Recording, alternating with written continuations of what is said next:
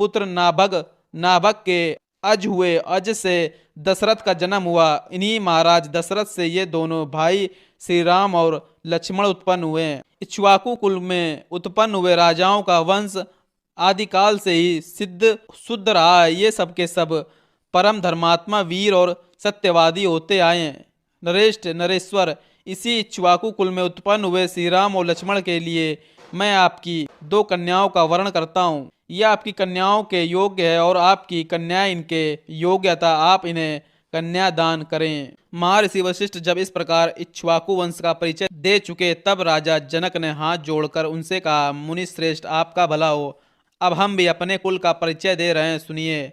महामते, कुलीन पुरुष के लिए कन्यादान के समय अपने कुल का पूर्ण रूपेण परिचय देना आवश्यक है, अतः आप सुनने की कृपा करें। प्राचीन काल में निमि नाम के एक परम धर्मात्मा राजा हुए, जो संपूर्ण धैर्यशाली महापुरुषों में श्रेष्ठ तथा अपने पराक्रम से तीनों लोकों में विख्यात थे। उनके मिथि नाम का एक पुत्र हुआ। मिथि के पुत्र का नाम जनक हुआ।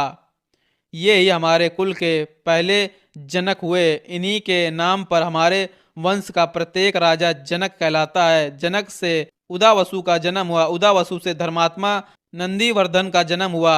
नंदीवर्धन के सूरवीर पुत्र का नाम सुकेतु हुआ। सुकेतु के भी देवरात नामक पुत्र हुआ। देवरात महान बलवान और धर्मात्मा थे।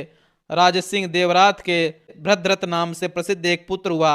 भद्रथ के पुत्र महावीर हुए, जो सूर और प्रतापी थे। महावीर के सुधृति हुए, जो धैर्यवान और सत्य पराक्रमी थे। सुधृति भी धर्मात्मा धृष्टकेतु हुए, जो परम धार्मिक थे। राजऋषि धृष्टकेतु का पुत्र हर्यस नाम से विख्यात हुआ। हर्यस के पुत्र मरु, मरु के पुत्र प्रतिनिधिक तथा प्रतिनिधिक के पुत्र धर्मात्मा राजा कीर्तिरथ हुए। कीर्तिरथ के पुत्र देवमीठ नाम से विख्यात हुए। देवमीठ के विबुध और विबुध के पुत्र महिद्रक हुए। महिद्रक के पुत्र महाबली राजा कीर्तिरात हुए। राजऋषि कीर्तिरात के महारोमा नामक पुत्र उत्पन्न हुआ। महारोमा से धर्मात्मा स्वर्णरोमा जन्म हुआ। राजऋषि स्वर्णरोमा से हर्षरोमा उत्पन्न हुए।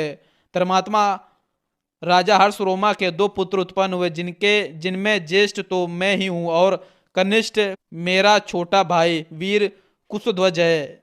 मेरे पिता मुझ ज्येष्ठ पुत्र को राज पर अभिषिक्त करके कुशध्वज का सारा भार मुझे सौंप कर वन में चले गए।